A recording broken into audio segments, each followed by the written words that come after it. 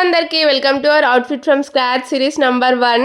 So ఇందులో నుంచి ఏదైనా ఒక్కసారి సెలెక్ట్ చేయండి అని అంటే చాలా మంది ఈ లావెండరే సెలెక్ట్ చేసిరు. సో నాకు కూడా అది చాలా నచ్చింది, అందుకనే ఫస్ట్ చూపించిన నేను.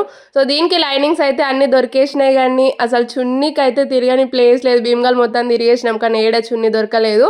సో నేనైతే అందరిలాగా కాంట్రాస్ట్ కాకుండా కొంచెం సెల్ఫ్లో తీసుకుందాం అనేసి అనుకున్నా, కానీ ఆ సెల్ఫ్లో ఆ కలర్ అయితే అస్సలు దొరకలేదు నాకు. ఆర్గాన్జాలో సాటిన్లో ఉన్నాయి, కానీ సాటిన్ మరీ బాగా షైనీగా అనిపిస్తుంది అనేసి తీసుకోలేదు. దీనికి లైనింగ్స్ అయితే అన్ని తీసుకున్నా.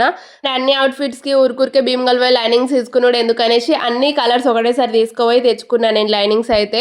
అండ్ చున్నీ అయితే అస్సలు దొరకలేదు. నిజంగా నేనైతే మస్తు అప్సెట్ అయినా. అసలు ఈ చీర మీద అయితే మస్తు హోప్స్ ఉండే నాకైతే, అట్లా కుట్టాలి ఇట్లా కుట్టాలి అనేసి మస్తు ఇమాజినేషన్ చేసుకున్నా, కానీ మస్తు అప్సెట్ అయినా నిజంగా దొరకకపోయేసరికి.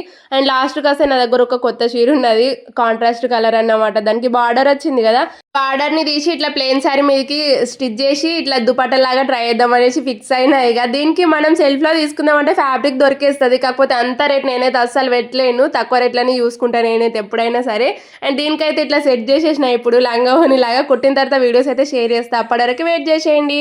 అండ్ అంతే, bye bye, bye guys, in the next